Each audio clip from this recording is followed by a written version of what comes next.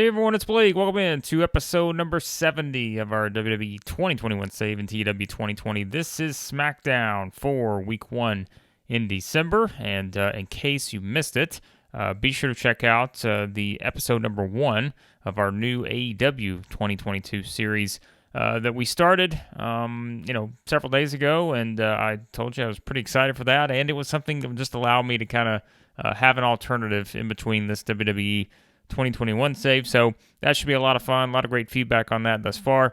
Seems like you guys are excited for the AEW one. But as I mentioned in that, the WWE 2021 one continues. And here we are, episode 70. And now we are basically a week away from the Mae Young Classic, which I have been hyping up quite a bit. We've been trying to get to that, it seems like, for 6 months now, but no, it hasn't been that long. But we are almost there, and let's jump into this edition of SmackDown, which is the fallout from Survivor Series. And as we know, Survivor Series certainly ended with a very big angle, and we will get into that shortly. But we start with the pre-show, and actually, now that I look at this here, we may have put this on the main show. I did not expect this to be as good of a match as it was, but Elias and Otis get the win over the Viking Raiders, 6:57. Elias submitting Ivar with the Boston Crab. Of course, we keep playing into the chemistry for Elias and Otis, and we know the Viking Raiders tag team specialist bonus, all that. We haven't used the Raiders all that much in recent months, but as I've said before, our tag team division has been a work in progress from the start. I'd say it's still a work in progress, but we're doing the best we can right now with it. But I do have a favor from you guys, because I think we named one of the tag teams we put together. That was Jeff Hardy and Ricochet, who we'll get to in a little bit on this episode. But I don't know that we've ever actually put a name together for Elias and Otis, and we are going to keep them together because, again, we have to do what we can here, and we're going to take chemistry anywhere we can get it with this particular tag team division. So if you have any ideas for a name for Elias and Otis, let me know. Send it in the comments, because we need to give these guys a name, because they're going to have some stuff to do over the next several months. So, but they get a nice win here on the pre-show, and that leads us to the main edition of this episode of SmackDown, and we're going to start, as I said, with the fallout from what took place at the end of Survivor Series. And my goodness, 91. I didn't necessarily expect that, but we'll take it. It is Seth Rollins who comes out to the ring, and boy, he just nailed this segment here. And Rollins makes it clear right off the bat that Roman Reigns, all this talk that Roman Reigns had been saying to Rollins over the past several months about if he ever tried to cash in the Money in the Bank briefcase on him, he would hurt Seth Rollins. Well, Rollins says at Survivor Series, he hurt Roman Reigns because he was the one standing there, and the thousands and thousands of people, the millions of people, they saw the Usos dragging Roman Reigns to the back after Rollins took him out. And so Rollins says, maybe you were wrong, Roman. Maybe I was the one that was going to hurt you, and I did. And he says, look in my hand. I still have this Money in the Bank briefcase, and when I cash it in to become Universal Champion, I am going to hurt you again. So Rollins pretty much calling his shot again here. But then he says, which brings me to the Usos, which, as we know, it was the Usos who came out and helped Reigns sort of thwart off Rollins' cash-in attempt, and that allowed Reigns to get out of there. And so Rollins says that now he set his sights on the Usos, because Rollins says he's not dumb. He knew when he came back, he had that month layoff. He was, everybody wanted to know where was he. And he knew he was going to have to go through the Usos to get to Roman Reigns, and he did his best, and he should have known that they would come out and do what they did. But he said he knew when he came back that he was going to have to beat both Jimmy and Jey Uso to get to Roman Reigns, so he's going to take them out. And that's his plan now. He has no idea where Roman Reigns is, but he's waiting for him. And the next time he sees Roman Reigns, if it's here tonight on SmackDown, he will cash in the Money in the Bank briefcase. But for now, he's going to call out the Usos. And so he tells Jimmy and Jey Uso to meet him in the ring later tonight, and he is going to start one by one, taking all of them out until Roman Reigns decides to show his face and to, once again, be right there waiting for Rollins to cash in the Money in the Bank briefcase. So we're playing off what happened at the end of Survivor Series. Rollins making it clear that he still has the briefcase and that he is the one that is going to hurt Roman Reigns whenever he takes that Universal Championship. So a hot start here, 91 overall, and we'll see what happens later on with Rollins calling out the Usos here on SmackDown. So, all right, and then we go straight from that to the back where it is Paul Heyman watching this everything unfold with Seth Rollins in the ring. And that's where Pat McAfee finds himself, always in the mix. He gets the hottest reaction he can right away. And McAfee wants to know, Paul Heyman, what is Roman Reigns' reaction to what happened at Survivor Series? And Heyman says that's none of McAfee's business. Heyman makes it clear that he has not talked to Roman Reigns, and he will let us know all about that soon enough. Since what happened at the end of Survivor Series, and Heyman says he's not concerned right this second with Seth Rollins. They will take care of Seth Rollins, but he wants to remind everyone that everyone wants to talk about Seth Rollins and what he did at Survivor Series, but Heyman says, I want to make sure that everyone remembers what Roman Reigns did to The Rock, and that was destroy The Rock's WWE career. He ended it. And that's kind of, Heyman's stance here is that he's not here to talk about Rollins tonight. He just wants to make sure everyone remembers the destruction that Roman Reigns just completely beating down The Rock, ending his WWE career. But for now, Heyman says, that's all I can tell you. I can't tell you what Roman Reigns thinks because I haven't talked to Roman Reigns. And McAfee wants a little more insight into that, but Heyman just sort of smiles and walks off. So a little more mystery surrounding, Roman Reigns after that attack. What is Reigns' reaction going to be? Perhaps we will find out soon enough. But a great segment here, 79 overall. Good stuff from these two. All right, and then our first match, it is Charlotte Flair getting the win over Mae Young, 8-19 with the figure 4, 65. Not bad here. Pretty good chemistry. I don't know if we've done this match before, but hey, at least we know they have pretty good chemistry together. So that's nice to know. Flair still being penalized for being in extremely poor form. We've talked about that. Just something where she has that attribute, I think, in the game. I don't know if it mentions it here. Yeah, in a funk. So we talked about that. It's one of those things where just who knows how long the in the funk attribute could be there. I think it's kind of one of those things that could last for, I think we've talked about this for maybe a couple years. So hopefully that's not the case. But she's had it since we started the game, and that was in June. So it's 6 months thus far with this in the funk attribute. So hopefully that goes away at some point soon because we're just getting penalized every time she does anything. So not ideal, but Charlotte gets the win here over Mae Young. And this is pretty much to set up the post-match angle, which is an interview. Once again, Pat McAfee back yet again. He's the hardest working man on SmackDown. 62 overall. And Charlotte says she doesn't care about Survivor Series. Now, she was part of that team with the Mean Girls, Alexa Bliss, Raquel Gonzalez, Dakota Kai. They lost to the group, Becky Lynch, Sasha Banks, Bianca Belair, and Lita. But Charlotte walked out. She didn't care about Survivor Series.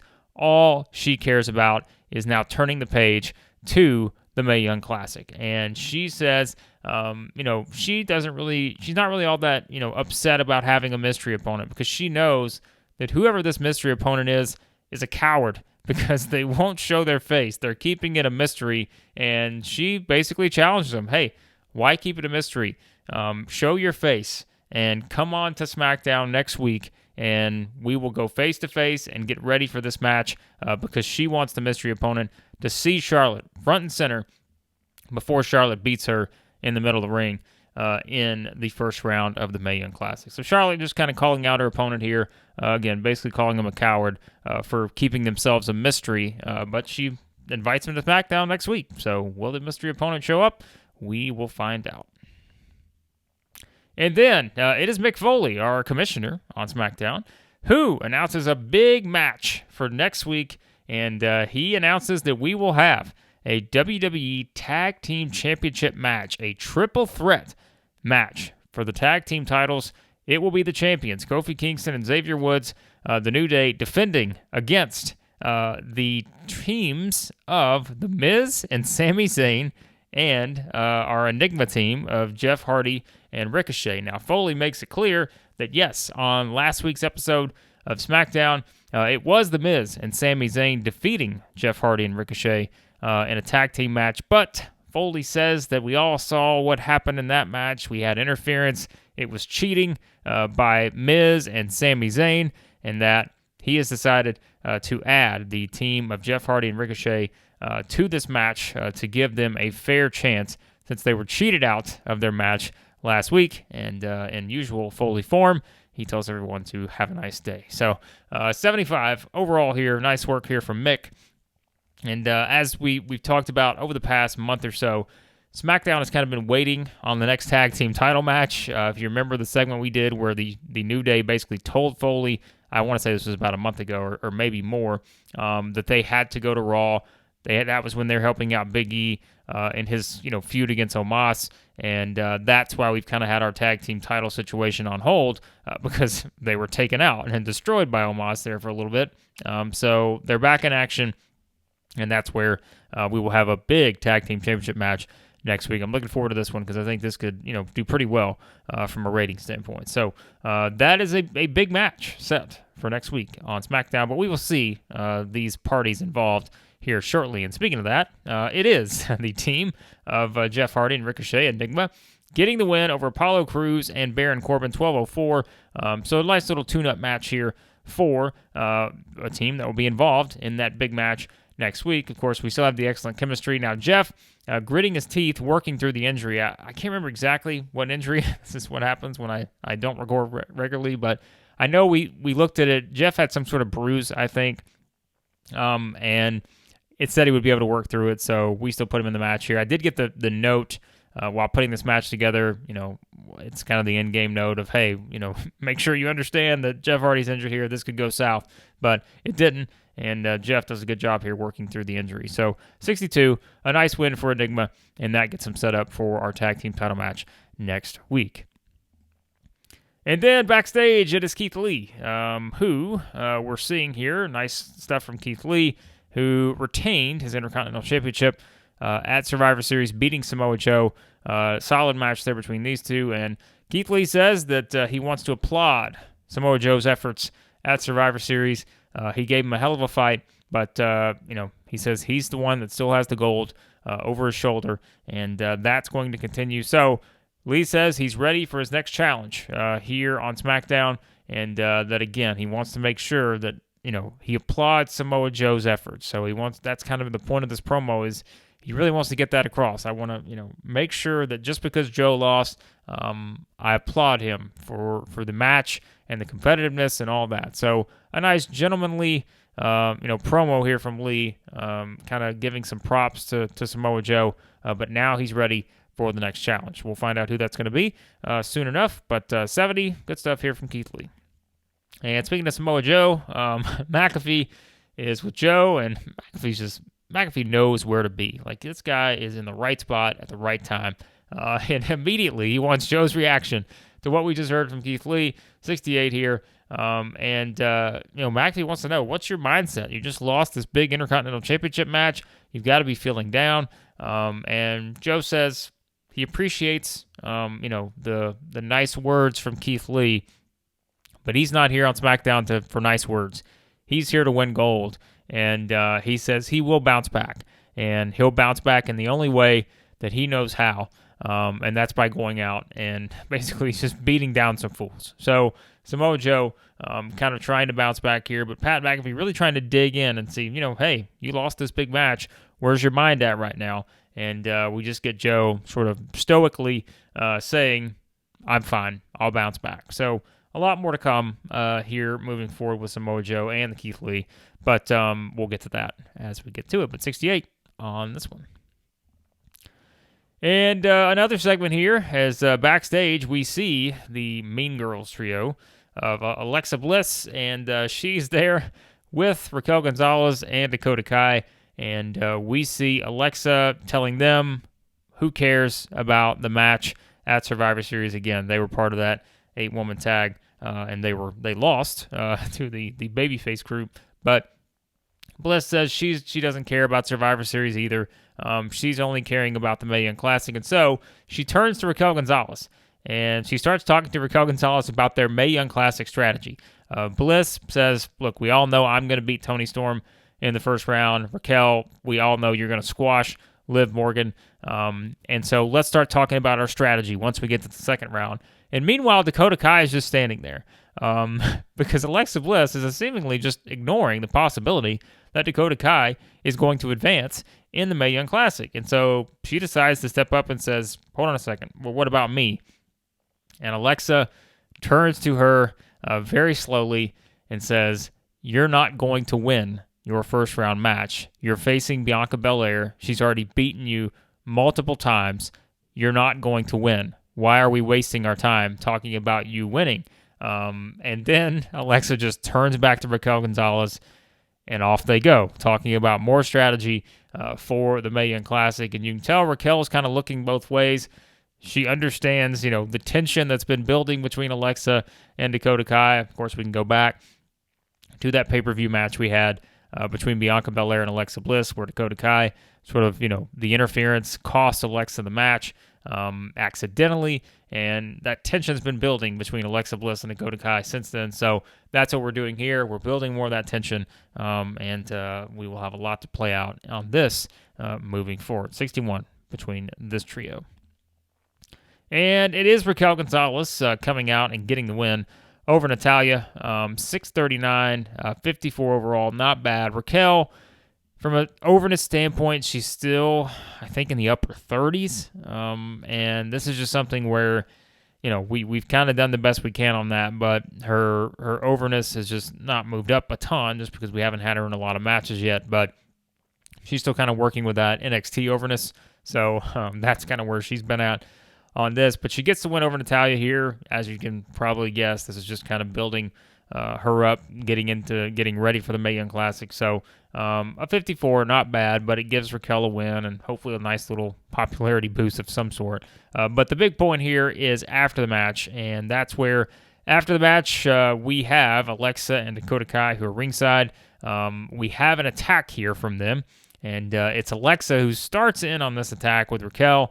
Again, showing off kind of this group has no remorse. They just go after each other. Meanwhile, Dakota Kai, again, just sort of standing in the background here. But once Alexa and Raquel start beating down Natalya, they both look over, and Alexa basically just screaming at Dakota Kai to get involved here. And so finally, reluctantly, she does. And Alexa here getting better to gimmick that good. So we have 3-on-1 here. These three beating down Natalya. You probably know where this is headed.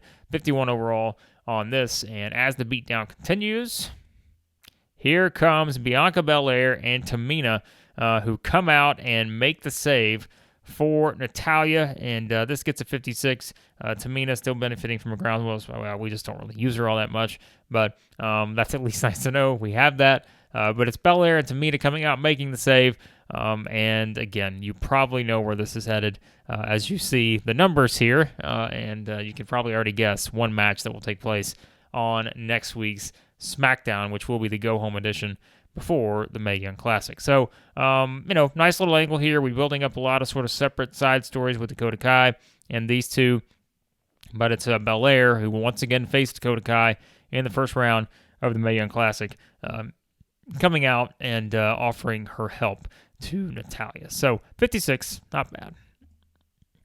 And then it's the big segment you've all been waiting for. We've been waiting for this. Once everyone has cleared the ring, it is time for the State of Sami address. And it is Sami Zayn who comes out dressed. I mean, this guy is dressed up. He's wearing a full suit. He is just all smiles. This is like, I don't know what this is for Sami Zayn, but he comes out, and meanwhile, The Miz is with him. And The Miz is also dressed up, but you can tell The Miz is just shaking his head the entire time with these two. We're having a lot of fun with these two, by the way. It's kind of been fun to pair these two together. But Miz is just kind of shaking his head the entire time. But he comes out for Sami Zayn's State of Sami address. And Sami comes out, and he has basically the red carpet rolled out. Everything's all just set up. And Sami gets into the middle of the ring, and yes, folks, you guessed it. Sami Zayn is now wearing another button. And remember what the one said before? I pinned John Cena. Well, he's basically saying that I beat John Cena again. So there you go. Sami is just applauding his effort. He did get these quick sort of flash pinfall on John Cena in our multi-man match at Survivor Series. And Sami is here to tell everyone about it.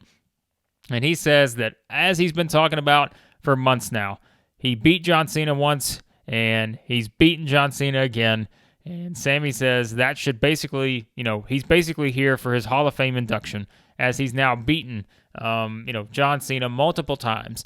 And he just wants to make sure everyone realizes the greatness of Sami Zayn and what he's able to accomplish. And he just goes on and on and on. This is just, how this works with Sami. And he makes it clear that the State of Sami is all in well, because he has, defeated his enemy, John Cena, and he wouldn't be surprised if John Cena never shows his face around here again because of what Sami Zayn has done to him over the past several months. Again, we're getting just delusional Sami here, saying that he has just done everything. He's basically, done to John Cena what Roman Reigns did to The Rock. He's ended his career by, doing the flash pinfall with the holding the tights at Survivor Series. And Sami just continues on and on and on. You just see The Miz sitting over there. Like The Miz is checking his watch, and it's just Sami just rambling on and on and on. And finally, Sami says, I'm going to wrap this up with this message. I'm also going to do next week what John Cena has done before. I'm going to match John Cena, and that is I'm going to win the WWE Tag Team Championships with The Miz. Now, if you remember, John Cena and The Miz won the tag team titles. What was this? Probably like a decade ago. I think 2011 maybe, 2012, one of those two.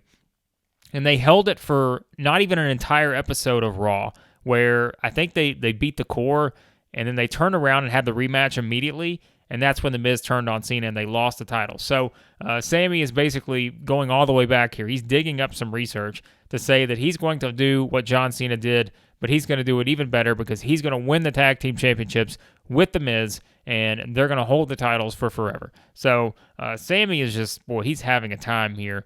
And finally, The Miz gets up, and he just claps while Sami's still talking, and The Miz walks out of the ring, basically to end this whole charade. So 75 overall. The State of Sami address is that Sami Zayn is all in well here, and he is just having a fun time coming out of his pin against John Cena at Survivor Series. So there you go. Sami Zayn doing his thing here. Gets a 75. And here come the Iconics after the red carpet has been rolled up from Sami Zayn's State of Sami address. And here come the Iconics, and they are coming out because they were part of the winning team on our multi-woman tag match that we had at Survivor Series, where they teamed with Sonya Deville and Shayna Baszler to defeat Asuka, Kairi Sane, Toni Storm, and Liv Morgan. And so naturally, the Iconics can't help themselves. Billie Kay just starts running her mouth about how, they beat Asuka and Kairi Sane. They were the ones responsible for their team winning. And, well, that brings out a very angry Asuka, who, as we remember at Survivor Series, Asuka was removed from the match. She was disqualified because she held on the Asuka lock a bit too long. And so, Becky Lynch afterwards sort of talked about seeing that aggressiveness from Asuka, maybe seeing glimpses of the old Asuka. Well, Asuka comes out, and that sets up our match, which was scheduled, which is going to be Asuka versus Billie Kay. And as you would imagine, a squash here, basically. Asuka defeats Billie Kay 5-14 with a spin kick, gets a 58. Asuka dominant here, 72. So this is just kind of setting that up. The Iconics running their mouth, and Billie Kay kind of gets what she has coming to her by saying that, she played a big hand in beating Asuka at Survivor Series. She did not. Asuka comes out, makes quick work, and that's that. So Asuka gets a nice, easy, dominant win here, leading up to her first round match at the Mae Young Classic with Becky Lynch. And then it is the New Day who are back on SmackDown for now, and they are basically hyping up this big tag team match they're going to have defending their championships next week in that triple threat we talked about against The Miz and Sami Zayn and Enigma. And the New Day say that they know they haven't defended their titles in a little while, but they had more business to tend to on Raw. But now that they're back, they are going to go out and do what they do best, and that's defend their tag team championships. They're the best tag team in the WWE, and they're going to prove it next week as they are ready to defend their titles. And they say, hey, we know people have been talking about us not defending our championships. Maybe we're a little rusty. We'll show next week that we're not. We're going to go out and defend our titles, and then, they say, they'll jump back to Raw to reunite once again with their friend Big E. So New Day excited for their first match in a while as a team going up against the Miz and Sami Zayn and Enigma. So 69 overall here, nice rating from the New Day. And then it is the group that aligned, the Unholy Alliance that we saw at Survivor Series, the surprise return of Aleister Black. And by the way, now that we're doing an AEW save, you guys know I'm going to be calling him Aleister Black on the AEW one. I'm going to be calling him Malachi Black on this one. It's just like I'm going to get so confused sometimes. I'm going to call him all sorts of different names, and it'll probably be the wrong one in the wrong series, but stick with me on that. But we see, the usual just dark room here. It's all black, and we see Bray Wyatt, who is just once again laughing, as Bray Wyatt's been doing here over the past 6 months, basically. He's just laughing, and he's still laughing, and he just will not stop laughing. And then we see kind of out of the shadows, it is Aleister Black standing right beside him, and we just see these two. Wyatt's just continuing to laugh, and Aleister Black not saying a word. He's just standing there, and we've just got this dark room. And, this is more about the visual than it is anything else. And then finally, it is Bray Wyatt who makes this very short and sweet and says that he told Drew McIntyre that he was going to hell, and he also said that the darkness would sort of engulf Drew McIntyre, and Bray Wyatt says that's what we are. We are the darkness, and we're going to continue to show everyone in WWE just what we're capable of. And that's it. Very short and sweet, not a whole lot to say here. So Bray Wyatt kind of pushing this as this unholy alliance of the darkness.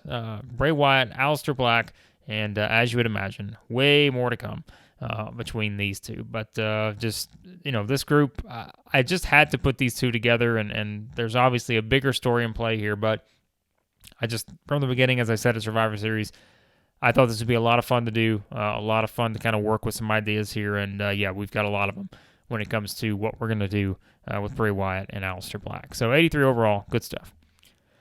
And Pat McAfee, hard at work again. Nice segment here, 69 overall, with Damien Priest, who is backstage, and Priest, once again, got another win in a big main event as he was the sole survivor at Survivor Series for his team. And he says that no one can stop him in WWE, and that's what Pat McAfee keeps saying. Damien, you've had all these big wins. You had the pin at No Mercy with The Rock. Now you've got the pin at Survivor Series in this big match, and Priest says he's just doing what he said he was going to do from the start of his career. He's going to eventually become the champion, and that's his goal, is he wants to become champion. And he says right now he's just on a roll, and no one can stop him. So just a quick little babyface promo here from Damien Priest. Gets a 69 overall, and that's going to lead into a match which is not going to do as well, 58 here, as it is Damien Priest getting the win over Riddick Moss, 454, pretty much a squash match on this one. Lack of psychology. All right, great. Priest looks good, 74, Moss with a 31. Sorry, no madcap here for this one, but Moss is, he's 25 overness popularity, I guess, so he's not really bringing a whole lot to the table, but we just, we're trying to put a match together that could be interesting, but clearly lack of psychology did not help. So Priest just gets a win. Again, this is just continuing the theme of kind of what we're doing with Damien Priest, as he has been easily our best project to date in terms of overness, starting from the 40s, now is almost to the mid-70s. So we've really built him well over the past 6 months, and a lot more to come with Damien Priest. All right, and that leads us to the final sort of sequence here, where Seth Rollins comes out to the ring. As he said earlier, he was calling out the Usos. He's ready. He doesn't care, who it is. And Rollins comes back out and says he'll take on both of them right now. He doesn't care because he's going to take both of them out to get back to Roman Reigns. And that is just kind of what Rollins is doing. He's going to remove all those roadblocks in the way of getting the Universal Championship, and he knows he has to go through the Usos to get there. And so the Usos come out. They're both just kind of standing on the stage, and it is Jimmy Uso who steps up, walks into the ring as Jey Uso sort of stands behind, and it is going to be Jimmy Uso accepting the challenge here against Seth Rollins. So it gets an 83 overall. We're getting... What I love the most about this is the Usos have really also, from an overness standpoint, they're really starting to do well in all these segments. Of course, we're putting them, with Reigns. We put them with Heyman a lot. We put them with Rollins. The Usos are just doing really well right now, and that's good to know given what we have moving forward. But 83 overall in this one. So we're set for our main event. It's going to be Seth Rollins one-on-one with Jimmy Uso. Oh, my goodness, 87. Wow. All right, so that is, this is a little surprising to me too, but maybe it goes back to what I just said, right? Talking about how much more over the Usos have gotten. We know Rollins is over, but wow, these two delivered here. This is going to be tied for the second best match we've ever had in our series. Of course, Rock and Reigns at an 89 took that at Survivor Series, but this now ties the Kevin Owens-Chad Gable match that we had not long ago on Raw. So an 87 here, as it is Seth Rollins getting the win over Jimmy Uso, 15-24 with the curb stomp. And my goodness, what a match this was here. I'm trying to think of what we put in on this. Okay, so we did do Steal the Show. I do remember putting that in, so we wanted to make this the best match we could, and certainly these two delivered without question. So fantastic stuff here between these two. Seth Rollins getting the win, and even though we get knocked for the inconsistency a little bit, and even Jimmy gets knocked for stamina, this was much better than I would have expected. And I don't know, maybe I should have expected more from this, just given how well, Rollins is. He's always delivers. Jimmy's matches usually are pretty good. So, these two work well together for sure. So, Rollins gets the win over Jimmy Uso, and that sets up our final segment for this episode. And that is, after getting the win, Seth Rollins says that he is going to be waiting next week, he hits the curb stomp on Jimmy Uso, so we kind of know what that means, right? Like, Seth using the curb stomp really takes out his opponent, and Rollins, after the match, grabs the mic and says, "Next week, I will be waiting for you, Jay. I just beat your brother. I just gave him the curb stomp.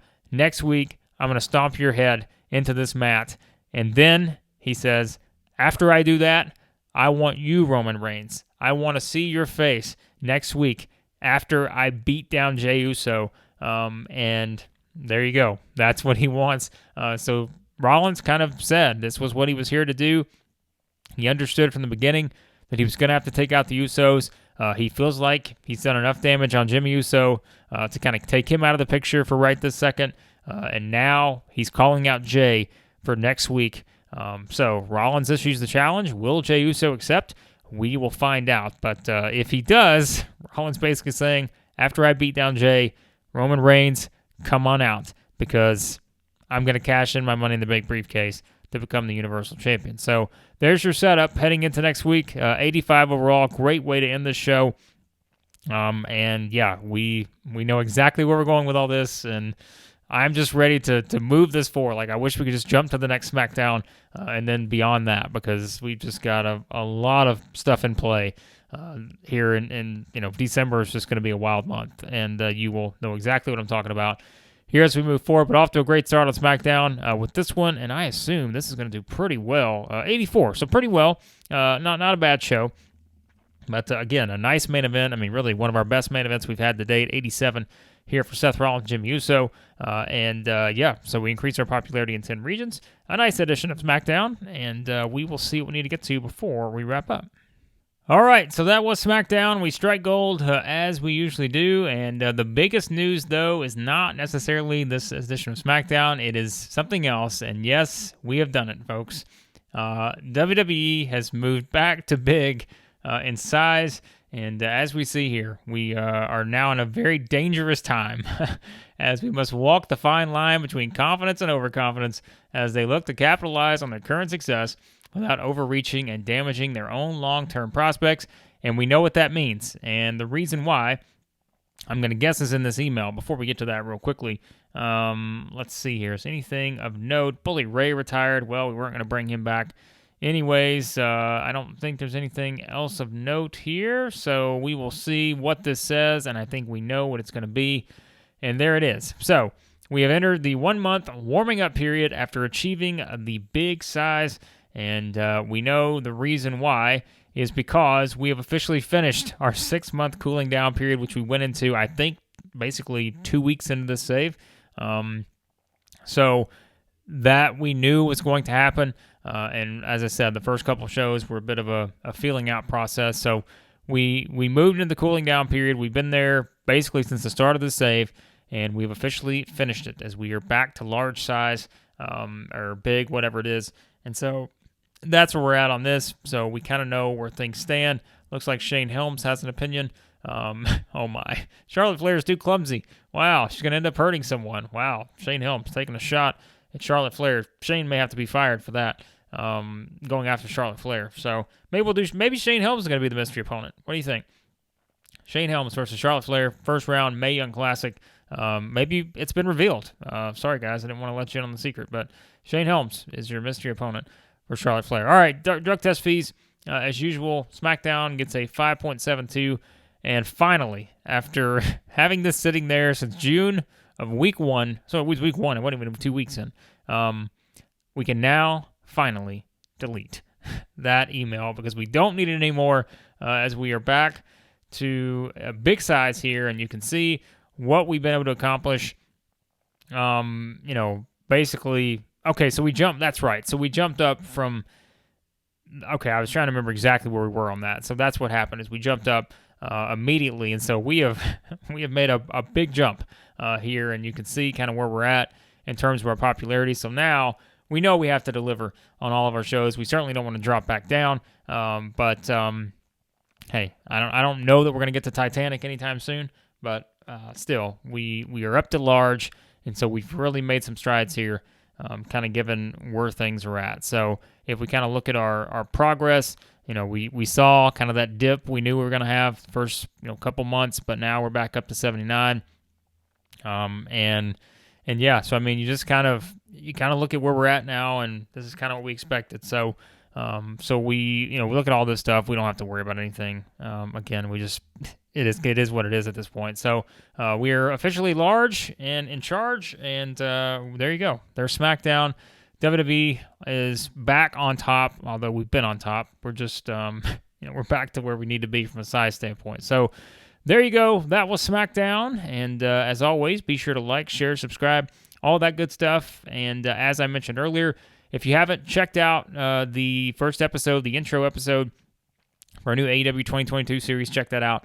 And just kind of an overview of where things stand with AEW and kind of where we're going to head with that series. I also mentioned in that video, if you didn't watch it, I think I've been able to kind of make some tweaks to make the WCW 1998 save a little bit more salvageable. So we may be able to bring that back too. And I know you're thinking, oh boy, Blake's going to be spinning 3 different things here. Is he going to be able to do it? We'll see. But this is how it works. As I told you guys before, like creatively, I just like to have different things to do. But we are still, running strong here with our WWE 2021 series. The AEW one should be fun, and we may kind of sprinkle in the WCW 1998 one. We'll see. But it's a TEW channel, and so we're just going to play a lot of TEW. That's kind of the goal. So there you go. But on the next episode of this series, the WWE 2021 one, it will be Raw for Week 2 in December. And yes, Week 2 in December, we got a lot of shows because we got Raw, we got SmackDown, and then we got 2 nights of the Mae Young Classic.